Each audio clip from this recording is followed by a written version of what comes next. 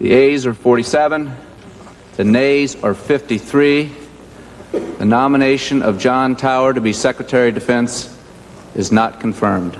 It is time for the bitterness, rancor, and anger to fade, and for those elements of government who have been involved in the confirmation process to unite and to be about the people's business. This is the CBS Evening News. Dan Rather reporting. Good evening. The John Tower nomination flamed out today after days of increasingly bitter and partisan debate, after weeks of accusations about Tower's personal, public, and professional conduct. Tower's nomination to be Defense Secretary was rejected in an up or down showdown vote of the full Senate forced by President Bush. Mr. Bush's damage control included talk that a replacement nominee would be named soon. Tower himself said he was disappointed but not bitter. Senate Democrats were busy trying to play down talk of any humiliating defeat for Mr. Bush and play down talk of Republican complaints about grabbing power and flashing Tower. They did so amid talk of Republicans possibly taking names and taking revenge. On Capitol Hill, CBS News Chief Washington correspondent Bob Schieffer begins our coverage after the fall of Tower. Tower is the first cabinet nominee in 30 years to be rejected by the Senate, but he remained unbowed even after the vote.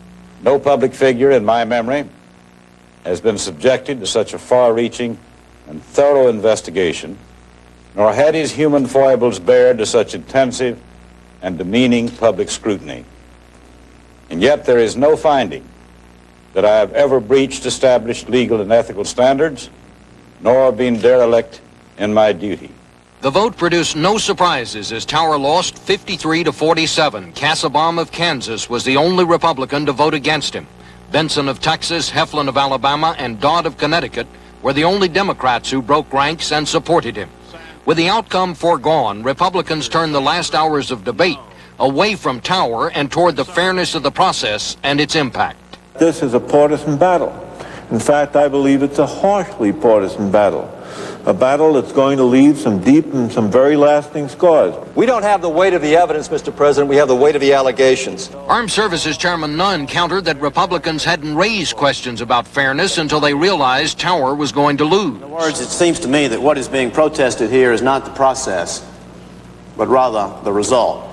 Republican leader Dole, defiant to the last, saw no good in it. There shouldn't be any cheering and clapping and applauding after this vote.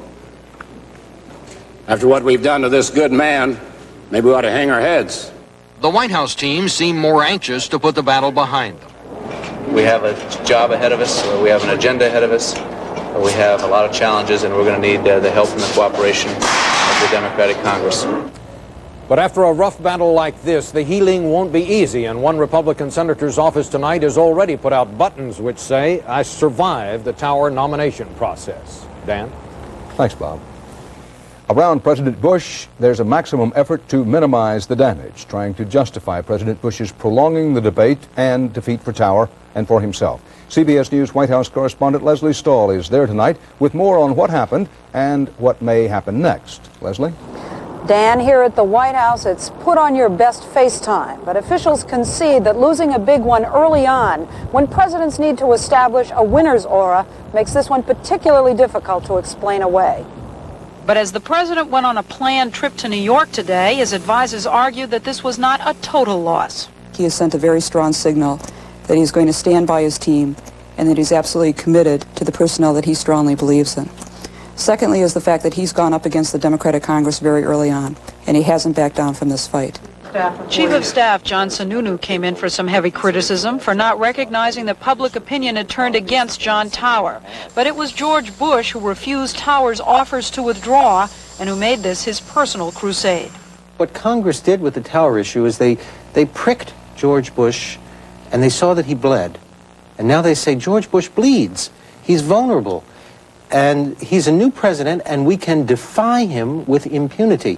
The president plans to name an alternative as quickly as possible. His national security advisor, Brent Scowcroft, once mentioned, said flatly today he would not be Secretary of Defense. Others on the list, President of the Rand Corporation, Donald Rice, former Alabama Congressman Jack Edwards, former Defense Secretary Donald Rumsfeld, and Senator Warren Rudman of New Hampshire. Everyone keeps asking, why did they let this fight linger on? Why did they allow John Tower to eat up the first 40 days of the Bush presidency? The model for the fight was President Bush standing by Dan Quayle in the campaign and watching his wimp fight. Mr. Bush did not win. Dan? Thank you, Leslie. Earlier this evening, I talked with Senate Republican leader Bob Dole, who led the charge for President Bush right up to and through the bitter end. Senator Dole indicated the hard feelings over Tower's defeat did not necessarily end with the vote. I don't think John Tower was treated fairly. To me, he never really had his day in court. They wouldn't let him come to the Senate. They wouldn't take his word when he told the public he would never drink again if confirmed. They wouldn't put him on a 6-month trial period. They didn't want John Tower. The Democrats decided this guy had a mind of his own. Let's find somebody else. Is that a signal that there has been an end to bipartisanship and an effort to reach it on your part and President Bush's part? No, I shook hands with George Mitchell, the majority leader, afterwards, but I think we have to recognize each case on its own merit. This was a highly partisan, highly charged debate. Some say this was nonpartisan, N-U-N-N, partisan. Well, now there's a shot at Senator Sam Nunn, clearly something you thought out. Is that going to help take those kind of shots at Senator Well, Tower? they took a lot of shots at our former colleague, Senator Tower, who had a good record, a man of honor and integrity, served in the Senate 24 years. And he was maligned and criticized and leaks and innuendos.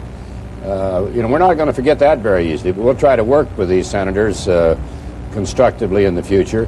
But they've just done in a friend of ours who deserved to be confirmed. And you're saying that's going to go in the memory bank? That's going into the memory bank. Senator Bob Dole, the accusations about Tower's personal and professional life kept coming for weeks. Some of them leaked from right inside the Bush transition team, and some from the Republican self-described hard right. All of this raised questions, not only about Tower's fitness for the job, but also about the fairness of the accusers and about shifting standards and ethics for holding high office. CBS News national correspondent Phil Jones has been looking into this. Why did it happen? Has the Senate established a new morality? Does such thorough investigation of every aspect of one's personal life worry me? You bet it does. I am certain that we will never again do it this way. It was perhaps the most intense investigation ever faced by a cabinet nominee. Senate observers tonight tried to explain how what many thought would be a sure thing went sour. Some conservatives, who were the first to raise questions about Tower's personal life, called it a flawed nomination from the start. The rumor mill in Texas has identified John Tower as a skirt chaser and a cork popper for 20 years. George Bush knew about this. But with a Defense Department procurement scandal underway and a new president stressing ethics, it was more than booze and women. It's the appearance of a conflict of interest when Senator Tower went from arms negotiator to representative of these defense contractors so quickly.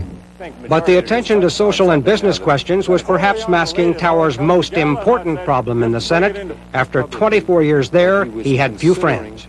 John Tower is not an object of universal respect or affection in the United States Senate. John Tower is a man of impressive ego and vanity.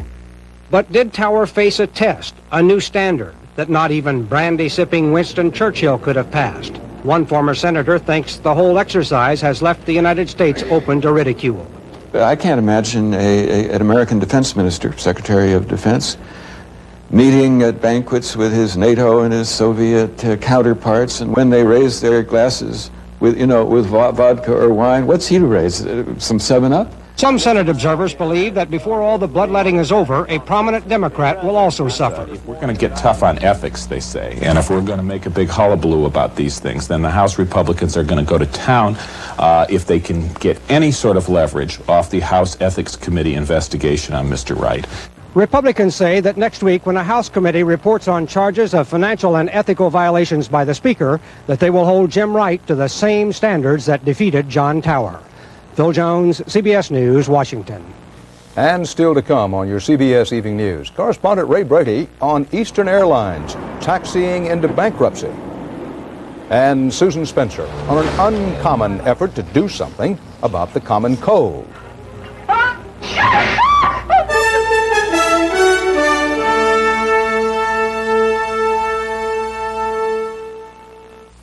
Some cereals turn into flavorless mush and milk. Crispix stays crispy. See? Crispix. But I suppose you want proof, so I'll let it sit here, and you come back after this commercial break. See ya. If I were a kind, warm, generous person, I'd tell all my friends about this famous beauty treatment, how it feels so rich yet is really greaseless, how it holds moisture in my skin. And because it's like the fluids my skin has lost, it sinks right in, softening, smoothing. So I look younger. But just this once, I'm going to be small, mean, and selfish, and not tell. Why grow old gracefully? Fight it with oil of Olay. Because the menu lifestyle was designed with my health in mind. Ow! I feel good. I knew that I would now. So good, so good. I got you. If you want to control your sodium, cholesterol, and fat intake, delicious Le Menu lifestyle lets you feel so good, so good. I got you. Hey there. I'm back. Okay, let's see if it's still crispy. Crunchy. That toasted crisp shape stays tasty. Well, now you know the facts, so I guess you can take it from here. Crispix. Crisp that just won't quit. Bankrupt, but breathing and still maneuvering. That's Frank Lorenzo and his Eastern Airlines tonight after the airlines filed for protection from creditors in bankruptcy court. The action came on the 6th day of a machinist union strike, which is being honored by Eastern pilots, leaving the airline able to maintain only its Northeast shuttle service and flights to South America. CBS News business correspondent Ray Brady has a report.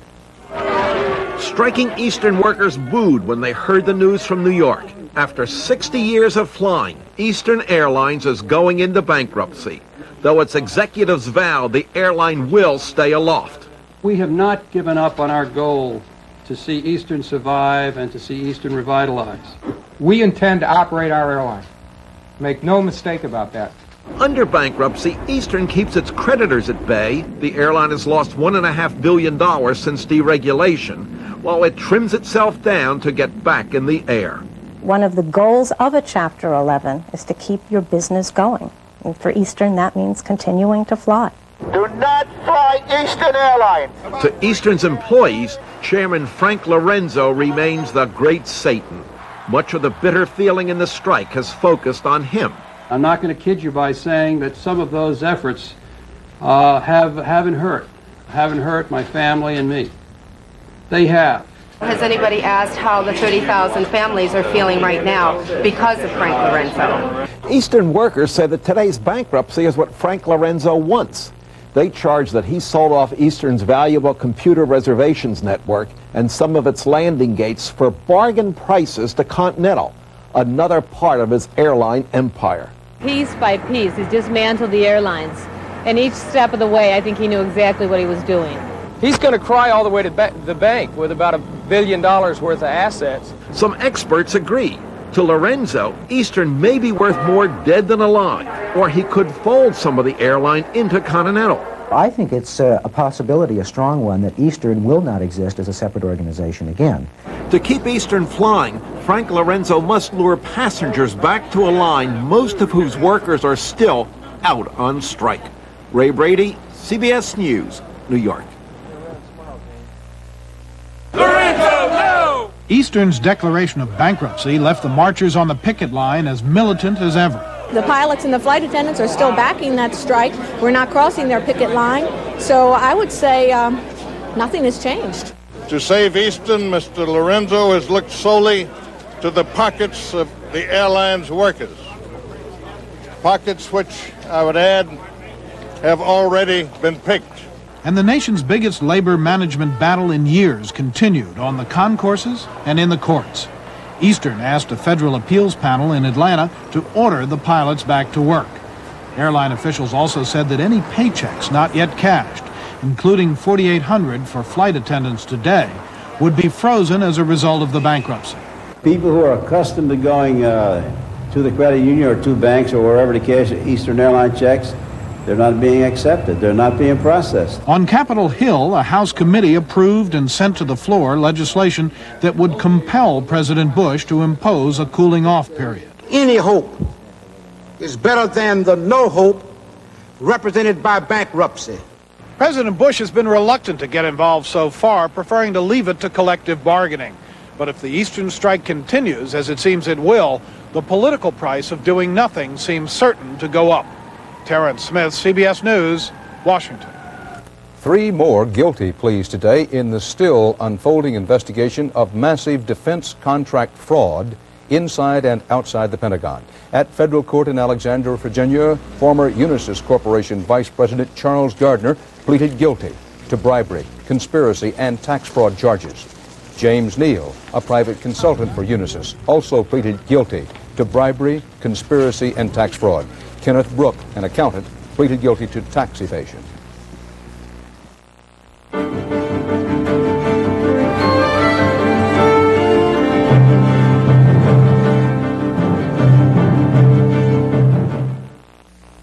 Richard, let's make a deal. You loan me your new Cutlass Supreme and I'll fill her up. Dad Olds gave me a year's supply of gasoline.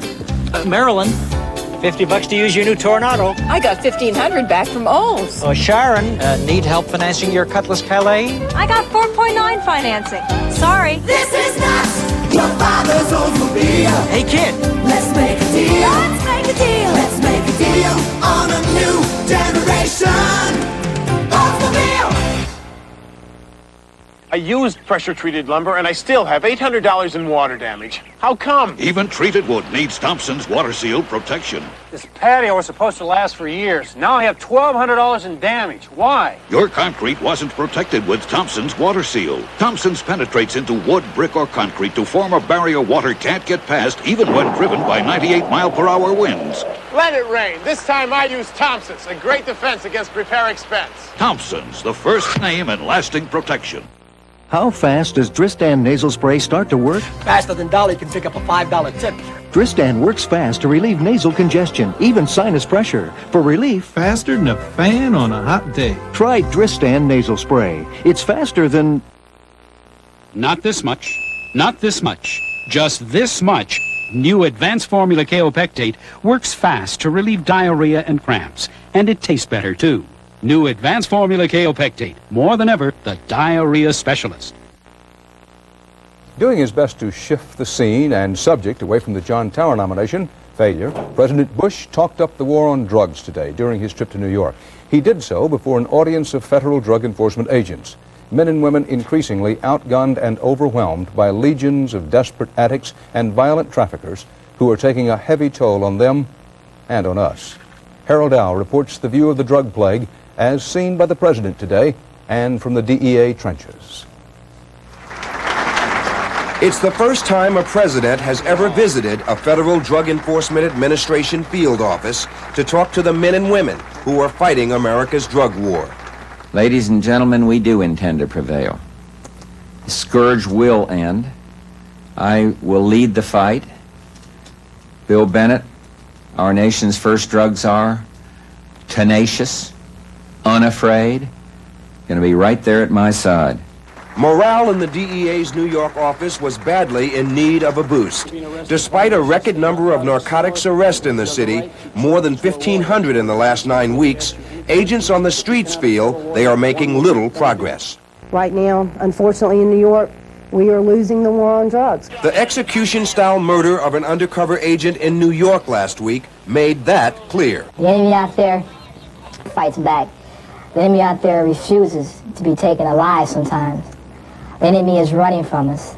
In some instances, the enemy is turning around and shooting at us. And it's not just happening in New York. In the nation's capital, the murder rate is already double what it was last year at this time. And casualties are up in Detroit, Los Angeles, and other cities. Law enforcement officials say drugs are behind the huge jump in murders, particularly crack cocaine. It's a $110 billion a year industry, and federal agents know they're fighting a war. They admit that they're afraid sometimes, afraid of being shot. But the head of the DEA office here in New York has a greater fear. I'll tell you what I feel the most, that I feel the most in 1991. We'll be looking back on the good old days of 1989. And I'll tell you something right now, we think the sky's falling in New York. The president's 80-minute visit was encouraging, but agents say unless it is followed by the money for drug education, treatment facilities, and more prison space, there's no chance of winning the drug war. Harold Dowell, CBS News, New York. Drugs and death, the inseparable combination. That will be the subject later tonight of 48 Hours. 48 Hours in the nation's murder capital, Washington, D.C. That report from the streets will be at 8/7 Central Time.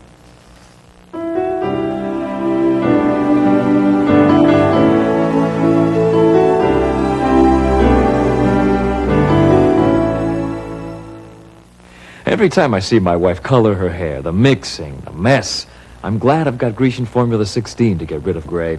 Grecian isn't a dye, it's a clear liquid. Just comb in a few drops a day, and gradually, week by week, natural-looking color comes back. Then use it once a week to keep it that way. I'd go nuts waiting 40 minutes. I slave over my hair, but with Grecian, you guys have it so easy. Grecian, the no-mess way to get rid of gray, gradually. Today is Thursday. Yesterday it rained and, my arthritis pain acted up. So I took aspirin. Today it's cold and damp and I'm still aching. So I'm taking more aspirin. If you take aspirin more than once a week, make your aspirin tri-buffered bufferin. It's 100% aspirin, plus 3 buffers that help protect against stomach upset plain aspirin can cause. The forecast is better for tomorrow. Tri-buffered bufferin if you take aspirin more than once a week. Let me ask you something. Why pay more for pink or blue packets when they're Sugar Twin? Sugar Twin costs less, tastes great, sweetens my coffee perfectly. So why pay more? Sugar Twin. Sweet taste, sweeter price. Today's X-Lax is a good morning, guaranteed. Good morning. Good morning. Medical experts agree. X-Lax actually restores the level of natural fluid in your system. Good morning. X-Lax, the sure way back to natural regularity, guaranteed. The apartheid policies of South Africa's white minority government are about to claim new casualties. Martha Teichner reports. The woodcutters of Grabo are tangled in the classic South African dilemma. The community they have built over a generation is in the way of a holiday home development for whites only. The woodcutters have been ordered to move out of their sturdy stone cottages, but because they are black, there is no place for them to go in the town where their families were born, where they make a living. This is where the woodcutters have been told they have to move. An already overcrowded black township miles away, built on a vast sandy wasteland, not a tree in sight. My heart feels weak from this thing. I feel angry. For John Mbangi, part of the pain is that families will be split up. Black members of the woodcutters clan have married mixed-race so-called colored women who will stay at Grabo. They're going to have their lives absolutely destroyed. And that is what's so unjust about it. They are simply pawns in this terribly unjust system. But so is Justin Lewis, the neighboring apple farmer who bought the land and evicted the woodcutters. He used to export Granny Smith apples to the United States until American sanctions against South Africa cut off that market. In order to make his payments, he had to subdivide. Because of sanctions from America, we have to look at alternative uses for the land. And at the end of the day, these people are the ones that suffer. Lewis is sympathetic to the woodcutters. He has even offered to build them new houses. But the government says there is no place for them here, even though the town of Grabo is surrounded by hundreds of thousands of acres of state-owned forest. The trouble is just about any satisfactory solution to the problem is against the law. And in spite of a lot of well-intentioned efforts, nobody has figured out a way to beat the system. Their legal advisors have told the woodcutters their case would be used to challenge that system. But reform comes slowly in South Africa. And for the woodcutters, their families and their homes, time is running out. Martha Teichner, CBS News, Grabo.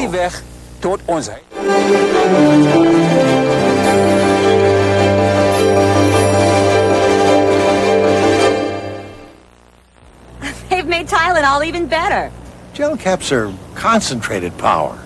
They're solid, and they go down easier than capsules. Tylenol gel caps are smaller than capsules, with extra-strength pain relief concentrated into a solid center under a smooth gelatin coating, so they're strong and easy to swallow. Fantastic. Just fantastic. Gel caps. Tylenol gel caps. Powerful pain medicine. Extra strength Tylenol gel caps. It's not a capsule, it's better. Where's the burning feeling? Here. For that heartburn, your medical answer is Extra Strength Malox Plus. Where are the gas pains? Here. For that gas and indigestion, your medical answer is Extra Strength Malox Plus. Its doctor-recommended formula neutralizes more than any leading antacid. Where does it hurt? It doesn't, thanks to Malox Plus. Ask your doctor about Extra Strength Malox Plus.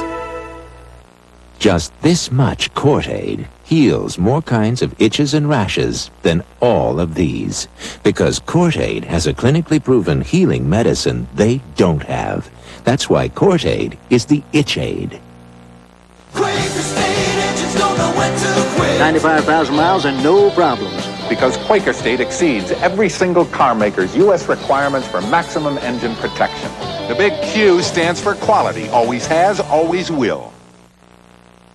There is nothing like a cure for the common cold. Chicken soup may make the cold sufferer feel better. Just last month, 60% of doctors surveyed said they had recommended soup to people with colds. But today, researchers announced a discovery that may take medical science beyond mother soup in the search for relief. CBS News medical correspondent Susan Spencer reports. Hollywood always has found the common cold uncommonly funny. But the average person who has more than 100 colds in a lifetime rarely finds the experience very amusing. I feel like hell. I mean, you feel awful. You just feel miserable. In Boston today, an announcement hailed as a breakthrough. News that help could be on the way. Researchers have figured out the exact way most cold viruses attack, identifying the precise part of the cell that 80% of them go for, on their hateful way to producing that sniffling, sneezing, ache-all-over feeling. The implication of this discovery is that eventually it may be possible from this molecule to develop a drug that prevents the common cold. And boy, would Madison Avenue like that. Ever notice how even the smallest cold turns everything into a big effort? Already, vulnerable, sneezing Americans spend $1.8 billion on cold remedies each year. But they're treating the symptoms, not the cause. If one could stop a cold before it started, I would make a beeline for the first shop that was selling it. With this new information, researchers have been able to prevent cold infections in the test tube. But other scientists urge caution when it comes to predictions about people. Well, I think you're talking many, many years. Many, many years? Yes. Still many years. I would say 5 to 10, probably. But don't be discouraged. In science's eternal quest for a cure, today's discovery is clearly nothing to sneeze at.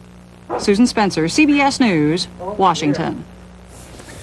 And that's the CBS Evening News. Again, we hope you'll stay tuned for 48 hours in the nation's drug murder capital, Washington, D.C. That's coming up soon at 8 o'clock, 7 Central Time. Until then, Dan Rather. See you again soon.